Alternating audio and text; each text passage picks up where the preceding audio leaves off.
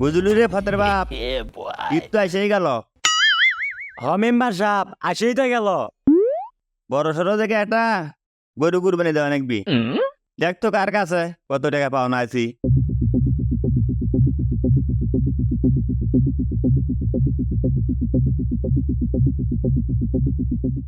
Member সাহেব গুলেস্তার বাপ টেকা নিয়েছিল 5,000, সুদি আসলে হয়েছে 30,000।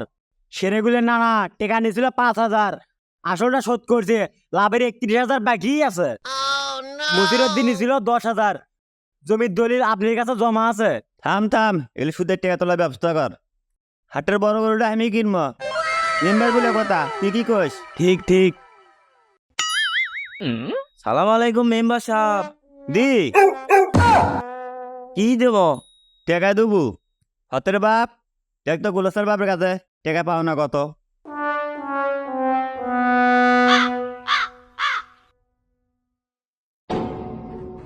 মেম্বার সাহেব গুলেস্তার বাপ টেকা নিয়েছিল 5,000, সুদি আসলে হয়েছে 30,000। টাকাটা শোধ করে দি, কুরবানি কিনবো।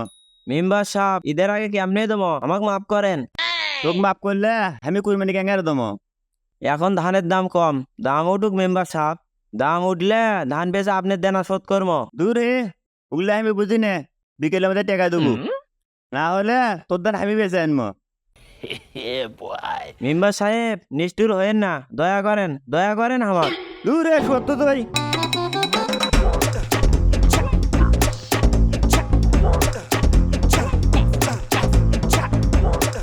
বাপ রে বাপ, যে হারে জিনিসপাতির দাম বাড়িচ্ছে, ইনকা করে বাড়লে আমরা বাঁচমা কেমনে?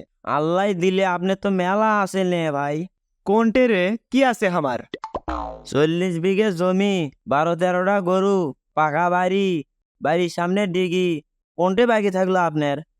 হয়েছে, তো কার নজর দেওয়ার লাগবে না। থু থু থু থু থু থু থু থু থু থু।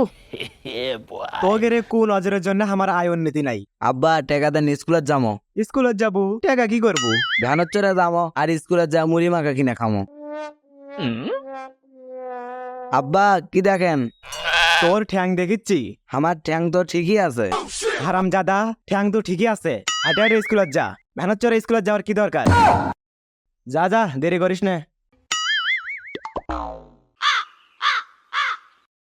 তা নিয়ে ভাই আপনি এবার কি কুরবানি করবেন? দূর হে, আমি গরিব মানুষ, আমার আবার কুরবানি কিসের? আল্লাহ বড় জুলুম করে কুরবানি করবার কইনি হে। তাই বলে সলবলেরা গোস্ত খাবা না? গোস্ত আবার খাবা নয়, ঈদের দিন দেখবো পাড়া প্রতিবেশী মেলা গোস্ত পাঠাছে, ওগুলোই খাবার পাবা নয়। الله أكبر الله أكبر الله أكبر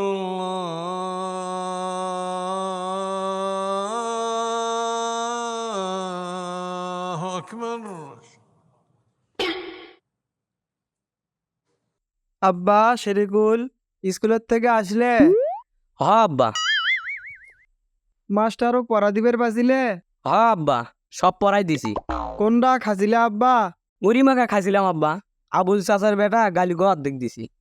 জানো আব্বা, অক না কোনোদিন কোনো কিছু খাইতে দেখি না, আমি মাঝে মাঝে ওর সাথে ভাগ করে খাই। আব্বা মিলেমিশে থাকবে, মিলেমিশে থাকলে আল্লাহ খুশি হয়। যাও আব্বা, আনা ঘুরে ফিরে আসো।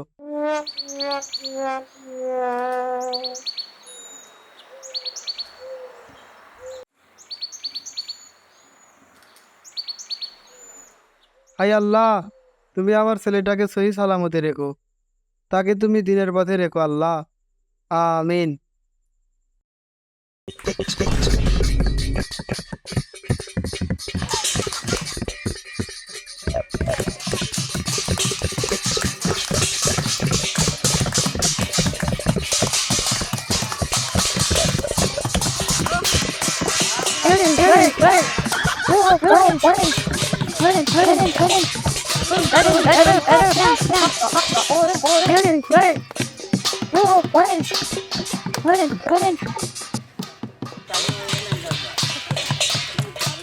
ও ভাই থামেন। এ দাঁড়াও।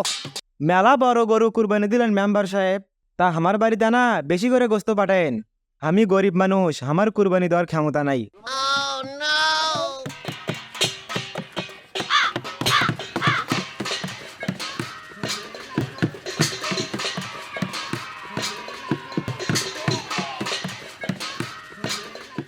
লালু ভাই কুরবানি নিয়ে কোনটা ভাবলেন? আমার সেই ক্ষমতা আল্লাহ দেনি ভাই। তুমি তো জানো আমি দিন আনি দিন খাই। ঘরত দূরে পালা মুরগি আছে, সেরে গুলের মাও ঈদের দিন জবতি বের করছে। তাই করবো ভাই, আল্লাহ যা সামর্থ্য দিছে তাই করা লাগবি। আবুল ভাইয়ের লাগান কত মানুষ আছে, টাকা থাকতেও কুরবানি দেয় না। আর মেম্বারের কথা কইলেন না? আর মেম্বারের কথা কি কমো ভাই, ওটা তোমরা সকলেই জানো। কোরবানি একটা ইবাদত, আর যে কোনো ইবাদত কবুলের পূর্ব শর্ত হলো হালাল খাদ্য বা হালাল উপার্জনের উৎস। সুদ যেহেতু হারাম, তাই সুদের টাকায় কুরবানি দিলে অনার্থক একটা পশু হত্যা হবে, কিন্তু কুরবানি হবে না। সুদের টাকায় কেনা খাবারে গড়া রক্ত মাংসের মানুষের 40 দিনের ইবাদত কবুল হয় না। আর আমাদের ভিডিওটি যারা শেষ পর্যন্ত দেখলেন, ভালো লাগলে লাইক, কমেন্ট ও শেয়ার করতে ভুলবেন না।